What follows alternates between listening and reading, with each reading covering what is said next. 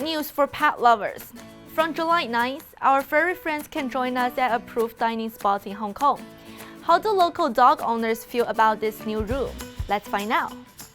我覺得其實咧，狗狗可以入到去餐廳咧，係對於主人啊同埋佢自己嚟講都係雙贏嘅局面嚟嘅，因為好多時候我哋都淨係可以坐到邊緣嘅位啦，或者戶外嘅位啦。咁其實可能夏天帶佢哋出街都會好熱。非常好啊，我都好歡迎，好開心有呢個生效。I feel really happy and my dog also feel really happy. That's really good news for us. 開心啦！啲狗狗可以入去餐廳，因為而家天氣好熱啊。頭先我都係帶佢哋食嘢坐室外，其實就算有個 cover 都係好熱咯，係啦。咁所以如果入到室內咧，我覺得亦都可以推動經濟啦，因為香港都好多人養狗噶嘛。咁如果你養狗嘅人可以多啲帶啲狗出去咧，我覺得都係一個賣點咯。咁可能對於啲餐廳嘅消費都有幫助。商戶即係有權決定佢自己接唔接受呢個狗狗入餐廳。如果唔中意狗狗，亦都可以唔幫襯嗰間餐廳，由商戶決定招唔招呼呢班人，大家自己去市場去平衡咯。I heard it was something was going to start, which is great news, because obviously it's very hard when you have a dog. Maybe the house is not so big. Take it out, especially maybe for food. 試過有一次去一個餐廳嘅時候咧，佢話係可以有一個寵物嘅地方嘅，咁但係咧點知其實佢都要留喺譬如喺門外面咁樣啦，咁所以其實就會變咗好難同佢哋一齊出去食飯啦。我就係坐室外嗰啲咯，我哋係比較守規矩嘅，咁都係一啲可以狗狗坐出邊係比較合法嘅地方先會去咯。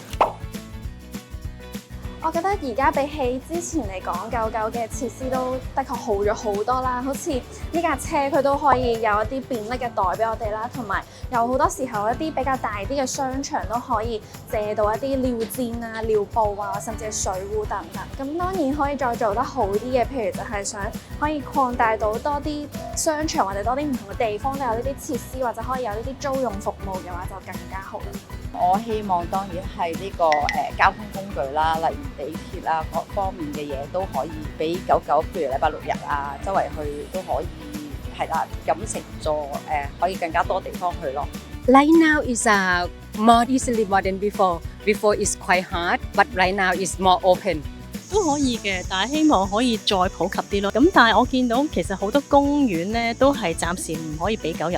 咁有時我見到啲公園嗰個使用率其實都唔係咁高，咁如果可以俾我哋帶狗狗入去，咁就會更加好咯。但係我都知道有啲人係可能有啲抗拒嘅，但係我都想講就係其實我覺得而家香港嗰啲狗主咧都好自律嘅，即係大家都會係啲狗狗譬如即係屙完尿啊，咁大家都會清潔翻啦，咁所以我覺得其實可以再開放多啲公園咯。即係如果喺香港嚟講，我覺得狗狗嘅設施而家越嚟越完善咯，即係好似商場都好多俾狗狗入咯，即係 OK 咯，而家即係。慢慢嚟咯嚇，我希望多啲餐廳參與呢個可以俾狗狗入去啦，咁等大家有個選擇咯。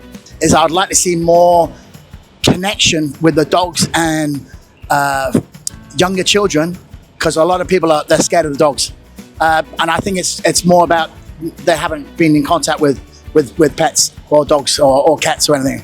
So it'd be nice if they integrate that into schools. It'd be perfect.